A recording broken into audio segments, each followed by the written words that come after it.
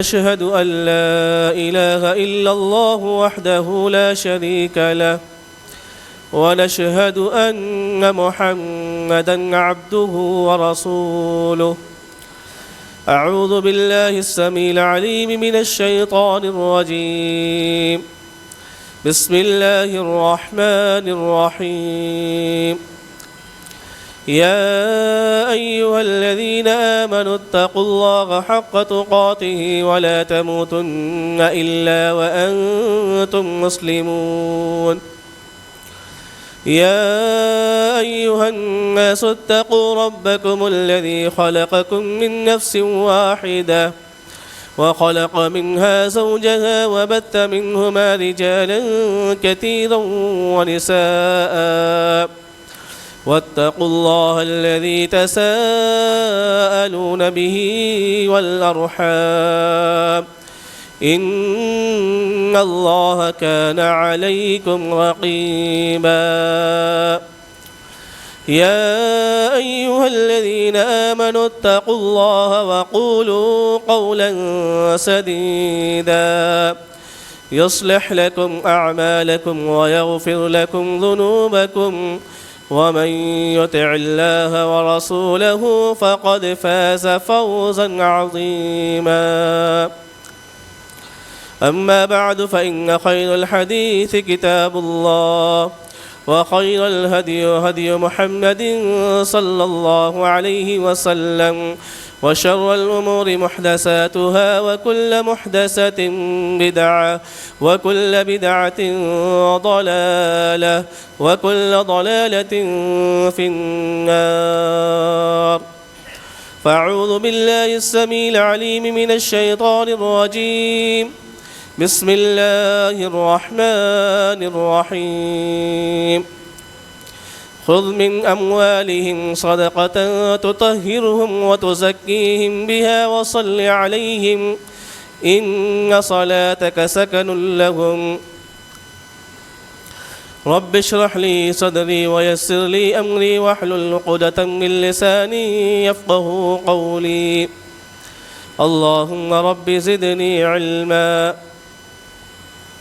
محترم بزرگوں، نوجوانوں، عزیز ماں اور بہنوں، تمام قسم کی تعریف، توصیف، کبریائی، بڑائی، بزرگی، برتری لائق و سزاوار ہے اللہ رب العزت کے لیے، جس نے سال میں 12 مہینے منائے اور ان 12 مہینوں میں رمضان مبارک کو تمام مہینوں کا سردار بنایا۔ اسی کی توفیق سے اللہ رب العالمین نے ہمیں اور آپ کو ایک مرتبہ پھر یہ رمضان المبارک کا مہینہ نصیب فرمایا، اور اسی کی توفیق کے ذریعہ سے آج ہم نے 13واں روزہ رکھا ہے۔ اللہ رب العالمین ہمارے ان روزوں کو، ہماری عبادتوں کو قبول فرمائے۔ محترم سامعین، 13 رمضان چل رہا ہے، ایام معدودات، اور تھوڑے دن اور باقی ہیں۔ جب رمضان شروع ہوا تھا، ہم نے اور آپ نے رمضان کا چاند دیکھا تھا، تو ہمارے اندر ایک جوش اور ایک جذبہ تھا۔ مسجدیں کھچاکچ بھری رہتی تھی، ہماری تلاوت بہت زیادہ تھی، کئی صفحے ہم پڑھ جاتے تھے، لیکن تھکاوٹ نہیں ہوتی تھی، سستی ہمیں محسوس نہیں ہوتی تھی۔ لیکن جیسے جیسے رمضان آگے بڑھ رہا ہے، ہمارے اندر سستی آ جا رہی ہے، ہمارے اندر کوتاہی آ جا رہی ہے۔ نبی کریم صلی اللہ علیہ وسلم اور اسلاف کا طرز عمل اگر ہم رمضان کے اندر دیکھیں تو ہمیں اور آپ کو معلوم ہوگا کہ نبی کریم صلی اللہ علیہ وسلم اور ہمارے اسلاف رمضان المبارک کا مہینہ جب شروع ہوتا تھا تو جوش اور جذبے کے ساتھ عبادت کیا کرتے تھے، اور جیسے جیسے رمضان آگے بڑھتا تھا ان کی محنتوں کے اندر اضافہ ہوتا تھا، سستی اور کمی نہیں آتی تھی۔ نبی کریم صلی اللہ علیہ وسلم جب رمضان بڑھتا جاتا تھا تو آپ کی محنت بھی بڑھتی جاتی تھی، لیکن ہمارا حال کیا ہے؟ 2-3 رمضان میں تراویح کے اندر پوری مسجد فل رہتی ہے، باہر لوگ اوپر لوگ نمازیں پڑھتے ہیں، جیسے ہی 2-4 دن گزرتے ہیں ہم مسجدوں کو خیر آباد کر دیتے ہیں، نمازوں میں سستی آنے لگتی ہے۔ یہ ایک مومن کا شیوا نہیں ہے۔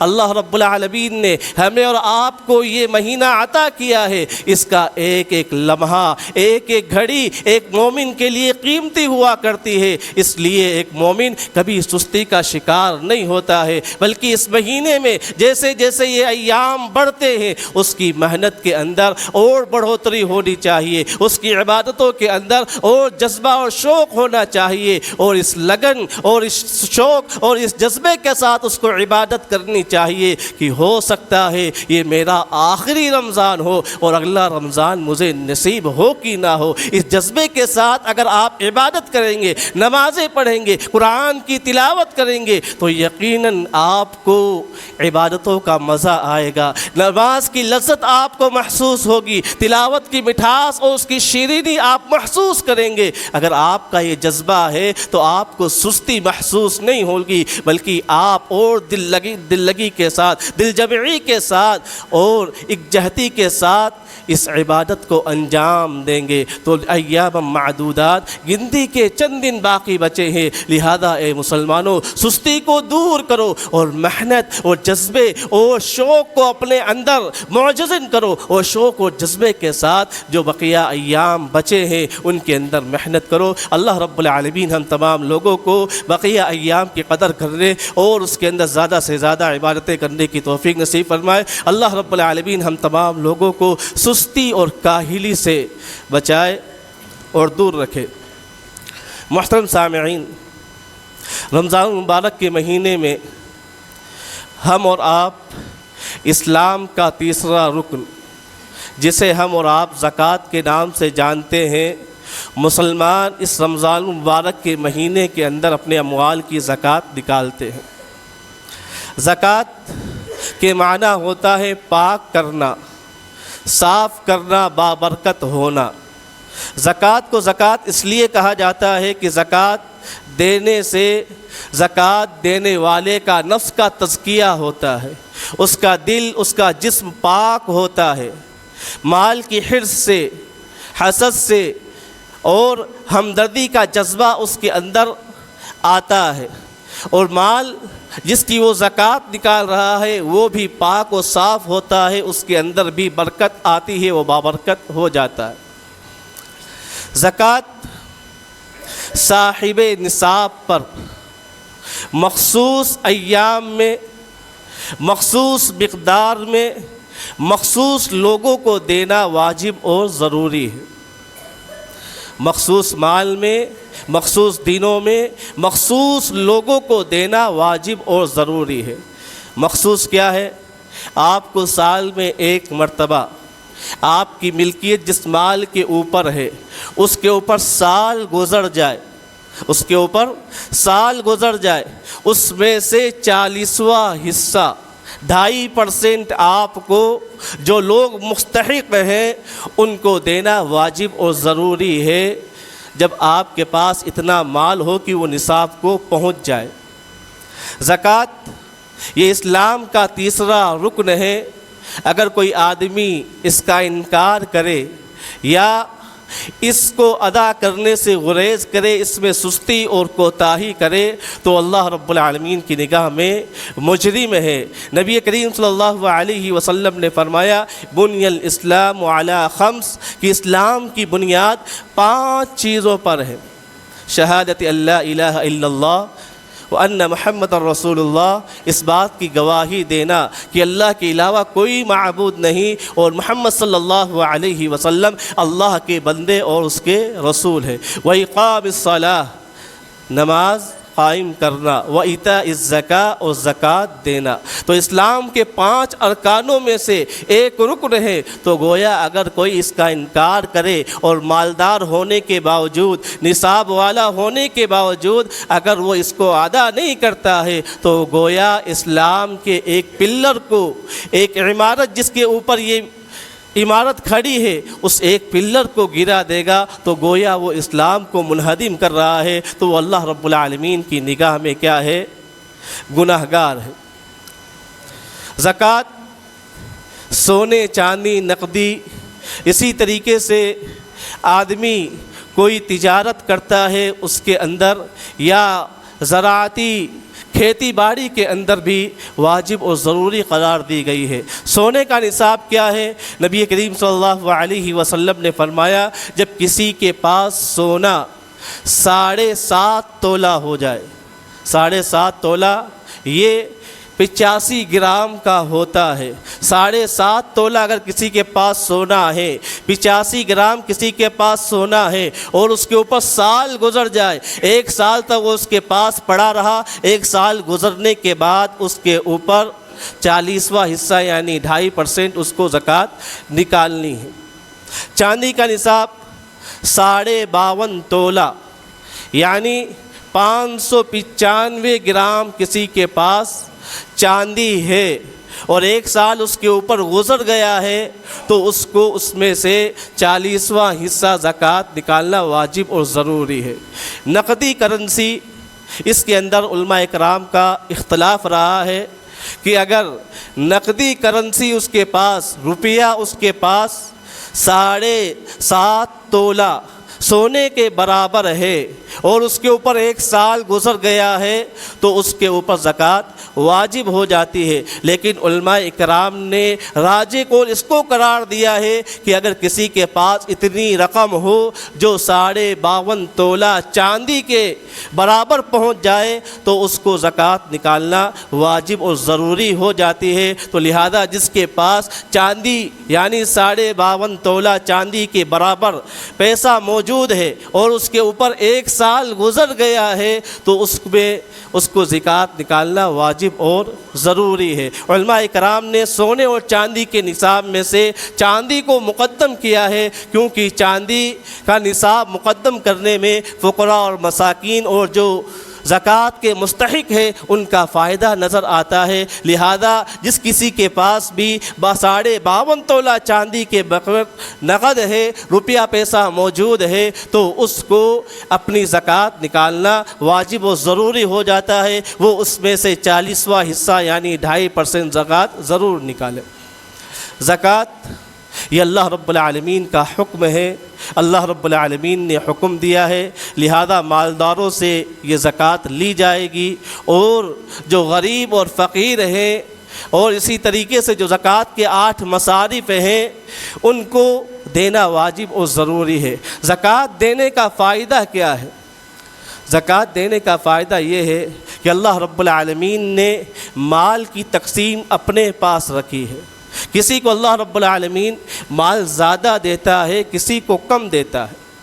تو جس کے پاس مال زیادہ ہے، جس کو اللہ رب العالمین نے مال زیادہ دیا ہے، اس کو اللہ رب العالمین نے حکم دیا ہے کہ وہ اس مال کی زکوٰۃ ادا کرے، اللہ کے راستے میں خرچ کرے، اور جس کو اللہ رب العالمین نے مال نہیں دیا ہے اس کو اللہ رب العالمین نے سوال کرنے سے منع کیا ہے کہ وہ لوگوں کے سامنے سوال نہ کرے۔ تو جس کو اللہ رب العالمین نے مال دیا ہے وہ شکریہ کے طور پر بغیر سوال کیے ہوئے ایسے لوگوں کو وہ مال دے جس کو اللہ رب العالمین نے دینے کا حکم دیا ہے۔ تو مالداروں کو جب اللہ رب العالمین نے دینے کا حکم دیا ہے تو وہ اس مال کو غریبوں کو دے کر اللہ رب العالمین کے شکر گزار بندے بنتے ہیں، اور جن کو اللہ رب العالمین نے مال نہیں دیا ہے وہ لوگوں کے سامنے ہاتھ نہیں پھیلاتے ہیں، وہ صبر کرتے ہیں۔ اس طریقے سے دونوں ہی لوگ اللہ رب العالمین کے ہاں اجر کے مستحق ہوتے ہیں، ایک لوگوں کو دے کر اللہ رب العالمین کا شکریہ ادا کرتا ہے، اور دوسرا صبر کر کے لوگوں کے سامنے ہاتھ نہ پھیلا کر صبر کر کے اللہ رب العالمین کے ہاں اجر کا مستحق بنتا ہے۔ زکوٰۃ کا دوسرا فائدہ یہ ہے کہ زکوٰۃ ادا کرنے سے مال چند لوگوں کے قبضے میں نہیں رہتا، مال چند لوگوں کے پاس نہیں رہتا ہے، بلکہ معاشرے کے تمام لوگوں کے پاس مال گردش کرتا ہے۔ لہذا معاشرے میں ابد امنی نہیں ہوتی، معاشرے میں جھگڑا فساد نہیں ہوتا۔ اگر مالدار لوگ اپنے مال کی زکوٰۃ نہ دیں تو معاشرے کے اندر بد امنی ہو جائے گی۔ جن کے پاس پاس مال نہیں ہے وہ ان سے حسد کریں گے، جلن کریں گے، اور اس طریقے سے وہ ان کے مال پر ڈاکہ ڈالنے کی کوشش بھی کر سکتے ہیں۔ تو یہ اللہ رب العالمین نے نظام بنایا ہے تاکہ معاشرہ امن و سکون کا گہوارہ بن کر رہے۔ کسی طریقے کی بد امنی اللہ رب العالمین کے ان مسلم معاشرے میں جو اللہ رب العالمین نے بنایا ہے، کسی طریقے کی بے امنی نہ ہو، بد امنی نہ ہو، بلکہ یہ معاشرہ پرسکون معاشرہ بن کر رہے۔ تو یہ فائدے ہیں زکوٰۃ ادا کرنے کے۔ زکوٰۃ عورتیں جو زیورات پہنتی ہے ان کے اوپر بھی زکوٰۃ واجب اور ضروری ہے۔ مائیں اور بہنیں جو سونے اور چاندی کے زیورات پہنتی ہے ان کے اوپر بھی زکوٰۃ واجب اور ضروری ہے۔ ایک عورت نبی کریم صلی اللہ علیہ وسلم کے پاس آئی اور اس کے ہاتھ میں سونے کے 2 کنگن تھے۔ نبی کریم صلی اللہ علیہ وسلم نے پوچھا، کیا تم ان کنگنوں کی زکوٰۃ نکالتی ہو؟ کہا نہیں۔ نبی کریم صلی اللہ علیہ وسلم نے فرمایا، کیا تم پسند کرتی ہو کہ اللہ رب العالمین اس کے بدلے میں کل قیامت کے دن تمہیں آگ کے کنگن پہنائے؟ کہا اللہ کے رسول میں نہیں چاہتی ہوں۔ چنانچہ اس نے وہ کنگن نکالے اور کہا اللہ کے رسول صلی اللہ علیہ وسلم میں ان کنگنوں کو اللہ کے راستے میں صدقہ کرنا چاہتی ہوں، اس کو اللہ کے راستے میں خرچ کرنا چاہتی ہوں۔ تو معلوم ہوا کہ جس کے پاس سونا اور چاندی جو عورتیں اپنے گلوں کے اندر، اپنے کانوں کے اندر، اپنے پاؤں کے اندر زیورات پہنتی ہیں، اگر وہ اس کی زکوٰۃ نکالتی ہیں تو یہ زکوٰۃ ان کے لیے کل قیامت کے دن اللہ رب العالمین کے یہاں بخشش کا کام کرے گا۔ جب تمام لوگ پریشان ہوں گے، تمام لوگ اللہ رب العالمین کے سامنے حاضر ہوں گے، نفسا نفسی کا عالم ہوگا، سورج بہت قریب ہوگا، تو یہ صدقہ جو زکوٰۃ کی صورت میں آپ نے نکالا ہے یہ اللہ رب العالمین کے یہاں کل آپ کے لیے سائے کا کام کرے گا۔ اللہ رب العالمین ان کو اپنے سائے کے نیچے جگہ دے گا۔ جو اپنے مالوں کی زکوٰۃ ادا کرتے ہیں وہ ان کا مال کل ان کے اوپر سایہ بنے گا۔ جب سورج نہایت ہی نزدیک ہوگا، لوگ پسینے کے اندر شرابور ہوں گے، تو آپ کا یہ صدقہ اور زکوٰۃ آپ کو اس گرمی سے حفاظت دے گا۔ اور جو لوگ اپنے مالوں کی زکوٰۃ ادا نہیں کرتے ہیں ان کے تعلق سے اللہ رب العالمین نے قرآن کریم کے اندر ارشاد فرمایا، الذین یکنزون الذهب والفضة ولا ينفقون في سبيل الله فبشرهم بعذاب أليم يوم يحمى عليها في نار جهنم فتقوى بها جباههم وجنوبهم وظهورهم هذا ما كنزتم لأنفسكم فذوقوا ما كنتم تكنزون الذين يكنزون الذهب والفضة۔ کہ جو لوگ سونے اور چاندی کو جمع کر کے رکھتے ہیں، مال کو جمع کر کے رکھتے ہیں، وَلَا يُنْفِقُونَ فِي سَبِيلِ اللَّهِ، اور اس کو اللہ کے راستے میں خرچ نہیں کرتے ہیں، زکوٰۃ نہیں نکالتے ہیں، فَبَشِّرْهُمْ بِعَذَابٍ أَلِيمٍ، اے نبی کریم صلی اللہ علیہ وسلم ایسے لوگوں کو دردناک عذاب کی خوشخبری سنا دیجئے، ایسے لوگوں کے لیے دردناک عذاب ہے۔ الَّذِينَ يَكْنِزُونَ الذَّهَبَ وَالْفِضَّةَ وَلَا يُنْفِقُونَهَا فِي سَبِيلِ اللَّهِ فَبَشِّرْهُمْ بِعَذَابٍ أَلِيمٍ یوم یحمى علیہا فی نار جہنم، ان کا وہ مال جو وہ تجوریوں میں جمع کر کے رکھتے تھے، بینک بیلنس بنا کے رکھتے تھے، کل اس مال کو قیامت کے دن آگ کے اندر تپایا جائے گا، آگ کے اندر پگھلایا جائے گا، پھر اس کے ذریعہ سے ان کے چہروں کو، ان کی پیشانیوں کو، ان کی پیٹھوں کو داغا جائے گا اور کہا جائے گا فذوقوا ما کنتم تکنزون، اب مزہ چکھو اس مال کا جس کا تم دنیا کے اندر مزہ لیا کرتے تھے، اپنی الماریوں کے اندر جمع کیا کرتے تھے، اس خزانے کا مزہ چکھو۔ تو اللہ رب العالمین نے ایسے لوگوں کو دردناک عذاب کی وعید سنائی ہے جو صاحب نصاب ہونے کے باوجود اپنے مالوں کو جمع کر کے رکھتے ہیں۔ زکوٰۃ کن لوگوں کو دی جائے؟ اللہ رب العالمین نے قرآن مجید کے اندر اس کا بھی تذکرہ فرمایا اور فرمایا انما الصدقات للفقراء والمساکین والعاملین علیہا والمؤلفۃ قلوبهم وفی الرقاب والغارمین وفی سبیل اللہ وابن السبیل۔ انما الصدقات للفقراء، بے شک تمہاری زکاتیں فقراء اور مساکین کے لیے ہیں، والعاملین علیہا، فقراء اور مساکین کون ہیں؟ جن کے پاس کھانے پینے کا مکمل بندوبست نہیں ہوتا ہے، وہ فقیر اور مسکین ہے، لہذا ان کو اپنی زکوٰۃ دی جائے۔ والعاملین علیہا، اور جو صدقات وصول کرتے ہیں ان کو، جو زکوٰۃ کا مال وصول کرتے ہیں ان کو اس کے محنت کے بقدر زکوٰۃ میں سے حصہ دیا جا سکتا ہے۔ والمؤلفۃ قلوبہم، اور جن کے دل ایمان کی طرف مائل ہیں ان کی دل جوئی کے لیے ان کو زکوٰۃ کی رقم دی جا سکتی ہے۔ ایسے لوگ جو اسلام کی طرف مائل ہیں، جن کا جھکاؤ اسلام کی طرف ہے، ان کو بھی زکوٰۃ کی رقم دی جا سکتی ہے، زکوٰۃ کے مال میں سے حصہ دیا جا سکتا ہے۔ یا جو نو مسلم ہیں، ابھی مسلمان ہوئے ہیں، ان کو بھی زکوٰۃ کی رقم دی جا سکتی ہے تاکہ ان کے دل کی تعلیف ہو سکے۔ اور کچھ لوگوں نے تو ایسا بھی لکھا ہے کہ جو لوگ غیر مسلم ہیں لیکن وہ مسلمانوں کے خیر خواہ ہیں، ان کی وجہ سے معاشرے میں کوئی فساد نہیں ہوتا ہے، جن کی وجہ سے لوگ فساد سے دور رہتے ہیں، تو ان کو بھی زکوٰۃ کی رقم دی جا سکتی ہے۔ واللہ اعلم بالصواب۔ چوتھا، والرقاب، گردنوں کو آزاد کرنے میں پہلے لوگ غلام بنائے جاتے تھے، جنگیں ہوا کرتی تھی، مسلمانوں کے لوگ کفار کے قیدی بن جایا کرتے تھے، تو ان کو چھڑانے کے لیے زکوٰۃ کی رقم کا استعمال کیا جاتا تھا۔ مسلمان اپنی زکوٰۃ کی رقم اکٹھا کرتے تھے اور پھر غلاموں کو چھڑانے کا کام کیا جاتا تھا۔ آج کل غلام موجود نہیں ہے، تو علماء نے یہاں اس مسئلے کی وضاحت فرمائی ہے کہ جو لوگ جیلوں میں بند ہیں، قصوروار نہیں ہے، بے قصور ہیں، ان کو چھڑانے کے لیے اگر زکوٰۃ کی رقم لگائی جا سکتی ہے تو انسان کو لگانا چاہیے، اور ایسے قیدیوں کو جو بے گناہ ہیں ان کی رہائی کا بندوبست کرنا چاہیے۔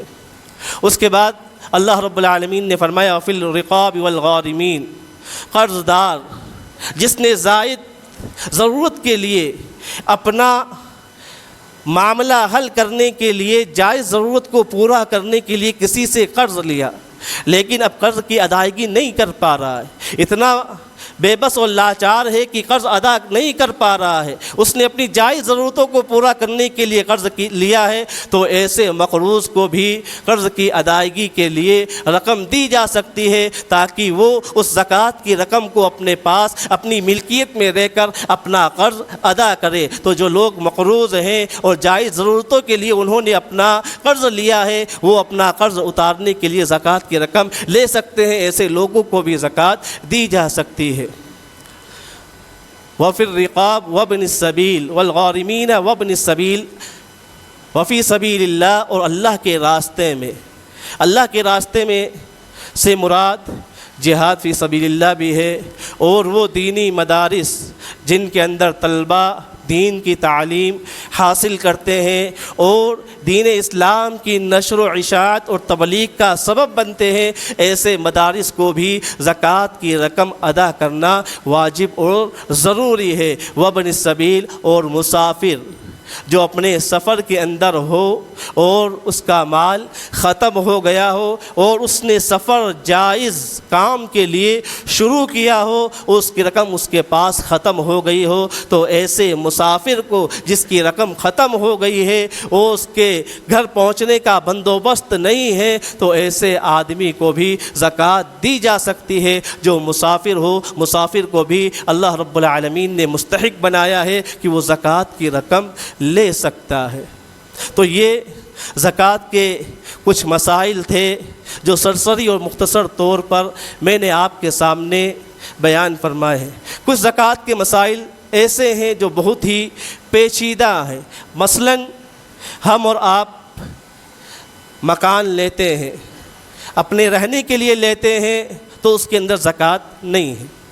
اگر ہم نے مکان لیا ہے اور اپنے رہنے کے لیے لیا ہے لیکن پھر ہم نے اس کو کرائے پہ دے دیا ہے، تو مقام کی جو رقم ہے اس کے اوپر آپ کو زکوٰۃ نہیں ہے، لیکن جو پیسہ کرائے کی صورت میں آپ کے پاس آ رہا ہے، اگر وہ نصاب کو پہنچتا ہے تو آپ کو اس کے اوپر زکوٰۃ نکالنا واجب اور ضروری ہے۔ اسی طریقے سے آپ نے کوئی گاڑی خریدی اپنے ذاتی کام کے لیے، اپنے گھریلو کام کے لیے، لیکن آپ اس کو تجارت کے اندر لگا دیتے ہیں، آپ اس کو کرائے کے اوپر استعمال کرتے ہیں، اس کو کرائے پہ بھیجتے ہیں، ٹور پہ بھیجتے ہیں، پھر اس سے جو پیسہ آتا ہے تو اس کرائے کے پیسے کے اوپر ہمیں اور آپ کو زکوٰۃ نکالنا واجب اور ضروری ہو جاتا ہے۔ اسی طریقے سے آپ کے پاس فیکٹری ہے، فیکٹری کے اندر جو مشین ہے جس سے آپ مال تیار کرتے ہیں، اس مشین کے اوپر آپ زکوٰۃ واجب نہیں ہوتی ہے، لیکن اس مشین سے جو آپ مال تیار کرتے ہیں، چاہے وہ مال کچا ہو اور بن کر تیار ہو گیا ہو، پکا ہو، اس کی خرید و فروخت آپ کرتے ہیں تو اس خرید و فروخت کا پیسہ آپ کے پاس جو آتا ہے، اگر وہ نصاب کو پہنچ جائے تو اس کے اوپر زکوٰۃ واجب ہو جاتی ہے۔ کبھی کبھار ایسا ہوتا ہے کہ ہم اور آپ کاروبار شروع کرتے ہیں ادھار لے کر، ہم مال ادھار لاتے ہیں اور پھر ادھار بیچتے ہیں، کچھ پیسہ اس میں اپنے پاس نقد بھی آتا ہے، تو جو پیسہ آپ کے پاس نقد آتا ہے اس کو جوڑیں گے، اور جو پیسہ آپ کے پاس آنا ہے یعنی جس کو آپ نے ادھار دیا ہے وہ پیسہ بھی اس کے اندر جوڑیں گے، اور جو پیسہ آپ کو دینا ہے اس کو مائنس کر کے اگر آپ کے پاس اتنی رقم ہوتی ہے جو نصاب کو پہنچ جاتی ہے تو ہمیں اور آپ کو اس کے اوپر زکوٰۃ نکالنا واجب اور ضروری ہو جاتا ہے۔ لہذا ایک مسلمان کو چاہیے کہ وہ نصاب کے پہنچنے کے بعد اپنے مال کی زکوٰۃ ضرور نکالیں، ورنہ کل قیامت کے دن اللہ رب العالمین کے سامنے ہم اور آپ حاضر ہوں گے۔ اللہ رب العالمین نے ہمیں اور آپ کو جو مال دیا ہے وہ مال کل قیامت کے دن گنجے شاپ کی شکل میں ہمارے سامنے حاضر ہوگا اور کہے گا انا کنزکا انا کنزکا، میں تیرا مال ہوں، میں تیرا خزانہ ہوں، اور وہ اس کے گلے کا توق بن جائے گا کہ میں وہی مال ہوں جو تو جمع کیا کرتا تھا، وہ وہی خزانہ ہوں جو تو جمع کیا کرتا تھا، الماریوں میں رکھا کرتا تھا۔ لہذا یہ حق جس کا حق ہے اس کو پہنچانا ہمارے اوپر واجب اور ضروری ہے۔ زکوٰۃ کے مسائل کو ہمیں اور آپ کو سمجھنا چاہیے، اور زکوٰۃ اللہ رب العالمین نے مالداروں کے اوپر فرض کی ہے، ان کے اوپر واجب اور ضروری ہے کہ وہ جو بھی مال اللہ رب العالمین نے، جیسی بھی تجارت اللہ رب العالمین نے ان کو دی ہے، وہ اس تجارت میں سے نصاب کو پہنچنے کے بعد حقداروں کو ان کا حق پہنچائے۔ تؤخذ من اغنیائہم وترد علی فقرائہم، زکوٰۃ کا مال امیروں سے لیا جائے، جو صاحب نصاب ہیں وہ امیر ہیں، اور جو صاحب نصاب نہیں ہیں، جن کے پاس اتنا مال نہیں ہے کہ وہ اپنا گزر بسر کر سکے، ان کے اوپر وہ زکوٰۃ خرچ کی جائے۔ اللہ رب العالمین نے ہمیں اور آپ کو اس کا حکم دیا ہے، اور جو آدمی اپنے مال کو اللہ کے راستے میں خرچ کرتا ہے، اللہ رب العالمین نے بڑی فضیلتیں اس کی بتائی ہے۔ مثل الذین ينفقون اموالهم في سبيل الله كمثل حبة أنبتت 7 سنابل في كل سنبلة 100 حبة والله يضاعف لمن يشاء والله واسع عليم۔ اللہ رب العالمین نے مثال بیان کی ہے کہ جو اللہ کے راستے میں مال کو خرچ کرتے ہیں یعنی زکوٰۃ ادا کرتے ہیں، ان کی مثال ایک دانے کی سی ہے، جو دانہ زمین کے اندر دفن کیا جاتا ہے، بویا جاتا ہے، پھر اس دانے سے 7 بالیاں نکلتی ہے، اور ہر بالی کے اندر 100 دانے ہوتے ہیں، اور اللہ رب العالمین جس کے لیے چاہتا ہے بڑھا دیتا ہے۔ تو اللہ رب العالمین نے دانے کی مثال دے کر اہل ثروت کو، مالداروں کو، جن کو اللہ رب العالمین نے مال دیا ہے، ان کو اللہ کے راستے میں خرچ کرنے کے اوپر ابھارا ہے کہ 1 پیسہ خرچ کرو گے، 1 روپیہ خرچ کرو گے اللہ کے راستے میں، تو گویا وہ ایسا ہے جیسے آپ نے 700 روپے خرچ کیے۔ تو اللہ کے راستے میں مال خرچ کرنے سے مال میں کمی نہیں آتی ہے۔ تو لہذا اور اس مبارک مہینے میں ہم اور آپ اپنے مال کی زکوٰۃ نکالتے ہیں تو جو لوگ مستحق ہیں ان تک اپنے مال کو ضرور پہنچائیں۔ اللہ رب العالمین ہم تمام لوگوں کو مستحقین تک ان کے مال کو پہنچانے کی توفیق نصیب فرمائے۔ اللہ رب العالمین ہمارے صدقہ و خیرات کو اور ہماری تمام بھلائیوں کو اور ہمارے تمام خیرات کو اللہ رب العالمین قبول فرمائے۔ اللہ رب العالمین ہمیں زیادہ سے زیادہ اس مبارک مہینے کے اندر نیکیاں کرنے کی توفیق نصیب فرما۔ اے اللہ رب العالمین ہم سستی اور کاہلی کے شکار ہو جاتے ہیں، اے اللہ رب العالمین ہمیں سستی اور کاہلی سے دور کر دے۔ اے اللہ رب العالمین ہمیں